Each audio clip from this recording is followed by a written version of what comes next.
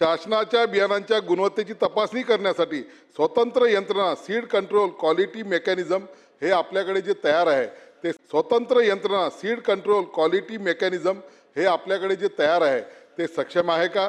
Number एक. दुसरं, शेतकऱ्यांना बियाणे खरेदी करताना किमान हमी मिनिमम ॲश्युअर्ड स्टँडर्ड म्हणजे तुम्ही ही बियाणं घेतल्यानंतर एवढंच तुम्हाला उत्पन्न होईल.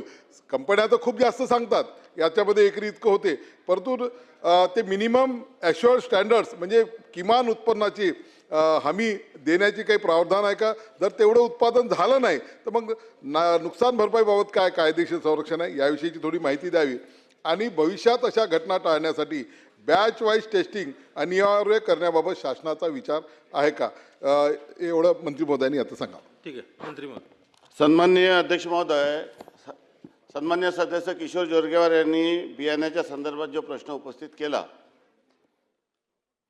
ही बाब सत्य आहे की अशा पद्धतीच्या तक्रारी वारंवार येत असतात.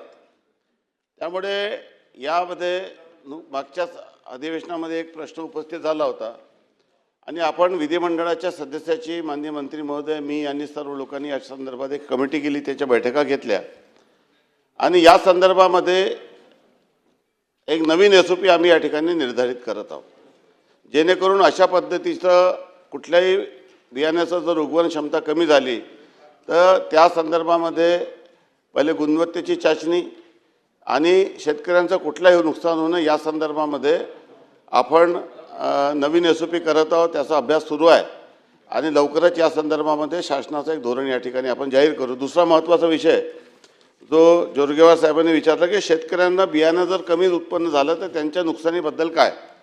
जेव्हा आपण पंचनामा करतो, आम्ही देखील हे बात अनेकदा अनुभवली की मग एकदा बियाणं जर खराब असल्याचं सिद्ध झालं तर त्या अहवालावर आपण त्या शेतकऱ्याला म्हणतो की तो कंझ्युमर कोर्टमध्ये जा आणि त्याला कंझ्युमर कोर्टमध्ये जाऊन त्याला ती केस न्यायालयात लढावी लागते.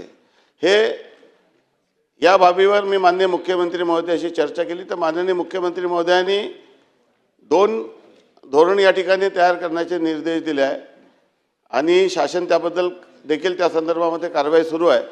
एक तर नुकसान झाले असल्या शेतकऱ्यांचा त्याला मदत कशी करता येईल, त्याला नुकसान भरपाई कशी देता येईल या संदर्भामध्ये आपण याचा देखील समावेश त्यामध्ये केलेला आहे.